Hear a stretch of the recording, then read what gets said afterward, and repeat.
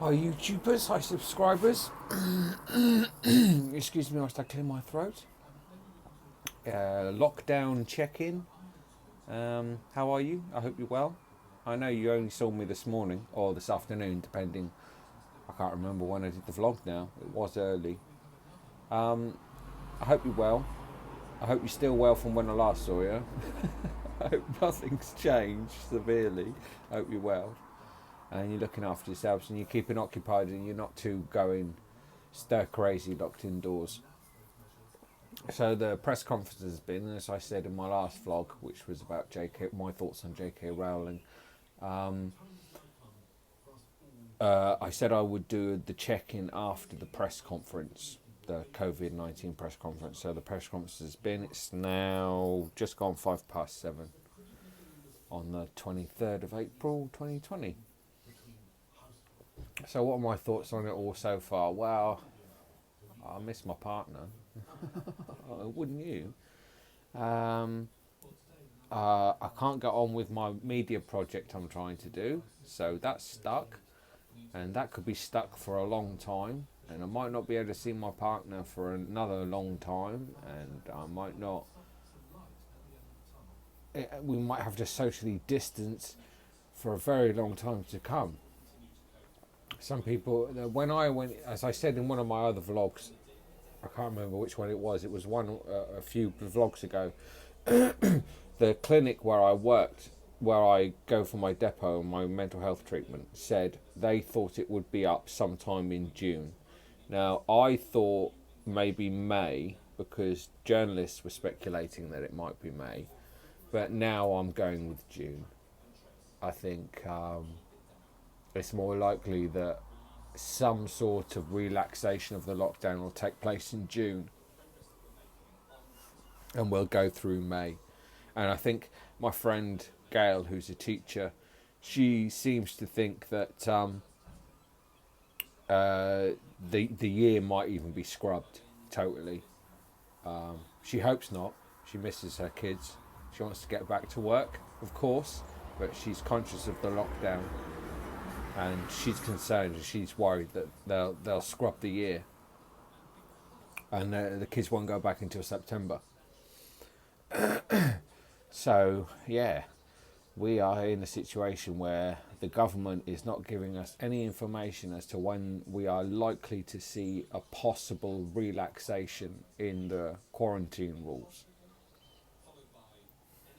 Now, such as the quarantine rules are, remember, you can go shopping for essential items, you can take an hour's exercise, so the lockdown within reason, it's not like it was in Spain or Italy where it was quite restricted and you needed a pass and everything. We don't have that here. We haven't gone for real lockdown draconian measures, but I think listening to the radio like I have and listening to some news outlets, watching some news outlets on the TV, it does seem to me that this pandemic has brought out an awful lot of authoritarians in this country who would be more than happy if we just constantly stayed like this for the rest of in perpetuity forever.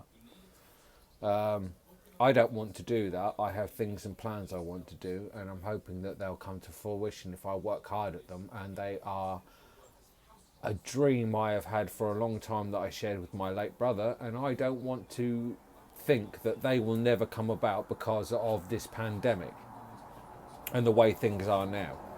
And that really bothers me. Also bothers me that some people think, I mean, if you think about it, when the lockdown is up, the last things to be opened up will be pubs, restaurants and coffee shops and theatres and cinemas. Now, if you work in the entertainment industry, that is dire. That's your bread and butter. And that's all right. That's the bread and butter of everybody. It's a stimulation. It's entertainment, and that's not going to be around for months. And might be the last thing that we go back to once we've got either control of this pandemic or we have some sort of idea of how it works and we're able to roll back the lockdown. But it's just pubs are suffering enough of as it is. They didn't need this, and lots of businesses will go out of business because of this, because they can't stay on furlough. They need to make an income. I mean, just across the road from here is the DM Studios. It's a dance music studios, I believe. Hence DM. I think that's what it stands for. I'm not sure, but it's they do dance and stuff there. And at the end of the day, they might go out of business. They could go out of business if entertainment and the entertainment industry is the last to open up. My daughter is a singer. She's going through university, but she works in the theatre industry as a performer, and so how is she gonna get a job in the career that she's chosen if the lockdown is so extended that what the entertainment industry as we know it just doesn't exist? It's not the same as it was. It's something else. I suppose she'll have to adapt. But it bothers me. It does bother me, this lockdown, because it's not getting to me. It's a bit. I have a project I want to do and I can't do anything about it. It was moving along and we were getting there, and now everything is just. And that's the same for a lot of people in this country. Everything is just stopped. And they don't know if when this is up, they'll be able to go back to how it was. And we don't know. We've got no guidance from the government as to how long this would possibly last. And that's the annoying thing. It seems to me the government don't... I have a friend who's been in and out of Southampton General Hospital with her lungs, because she has COPD and asthma.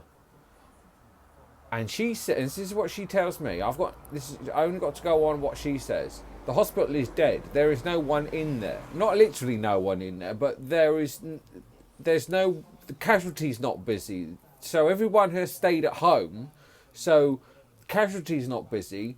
We've had 11 deaths in Southampton, and I believe there was about over 300 cases in the hospital, I think. But other than that, she says the hospital is dead. There's no activity at all. It's really quiet. Everybody's just getting on with their thing and pootling about, and there's not really many people up there. So we've saved the NHS, and we've got the capacity at last, but the government's not telling... What I'm trying to say is it's just that... I don't know what I'm trying to say. I suppose I'm trying to say is... I mean, if you were a conspiracy theorist, you could believe all sorts. And I have a friend of mine who I've just seen whilst I was doing my exercise around the foreshore. We kept socially distancing. We were 20 feet apart. But he was coming out with all sorts of conspiracy mumbo-jumbo. I mean, some of it was really disturbing. 5G masks and all that rubbish. Now, I don't believe in any conspiracy theories. But I think what I'm trying to say is the government needs to give us a guideline as to what is going to happen, where we're going from here, how things are going to shape out, what they predict the time scale of the lockdown possibly will be, and how they think they can roll it back gradually. And they need to tell us that so we've got something to aim for. Otherwise, we're just left in limbo. And like today, there's more people out on the streets. I mean, I was down by the river foreshore, Itching River by Northern Bridge. All I did was walk round the river and back again. And that was my hour's exercise. And I did it in about 40 minutes. And I did some shopping as well at the corner shop.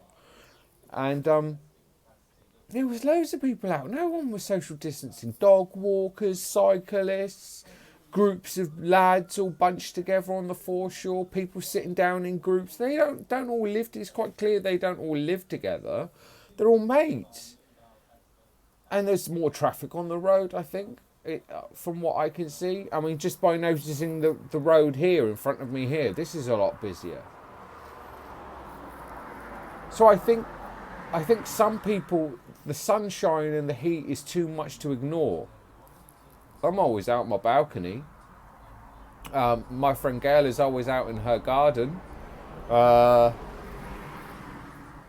Loads of my friends, my cousin, he's got a garden. He's out in his garden. All sorts.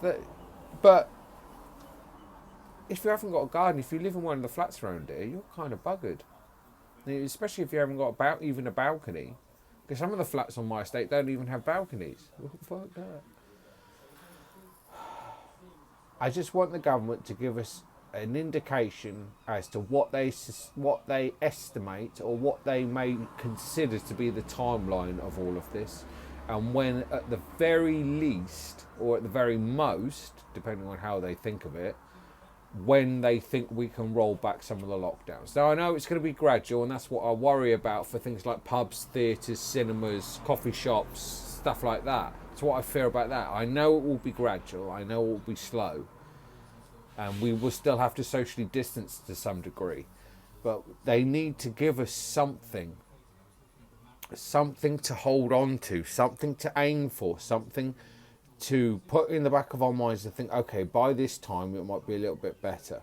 Or if they can't do that, they should just come out and say, well, we can't. As far as we're concerned, until we've got a vaccine, you're all in lockdown for perpetuity and you'll just have to deal with it. But they won't even do that. I think since Boris got ill with the COVID and nearly died, the government has just been headless. And Boris is like, well, no, this is serious. And the government's like, yeah, we know it's serious, but we need you. There's no real leadership. I don't think there's any real leadership. Not really. I mean, everyone wants Boris back, because if he is supposed to be our new Churchill for our time of pandemic, we need him back, rah rah rah, in the Commons and at the dispatch box and all the rest of it. But I suppose only until he's well. But this is the same guy who won a general election and then went on a 12-week holiday. So, yeah. He's probably loving his relaxation. I don't know. So, yeah, that's my thoughts on the lockdown so far. Just wanted to touch base with you again. I hope you're well. Stay well. Adhere to the rules, what's going on if you can. But I understand why some people are struggling at these times, especially if you have mental health issues and domestic abuse issues. You can't, or you're LGBT and you've come out to your family and your family are not very receptive. It's not happy times. So stay strong. And I will keep you up to date with my thoughts going forward. You, my subscribers, you guys are watching. I'm happy. I'm glad you're watching, and I'm doing my bit. Just leave a comment below. Leave a nice comment. Don't leave a nasty comment. It'll just get deleted, and they don't bother me. I've had worse to my face, so they don't bother me. And please share, like, and subscribe. Please like. It pushes the algorithm of the vlog out, so it gets more views.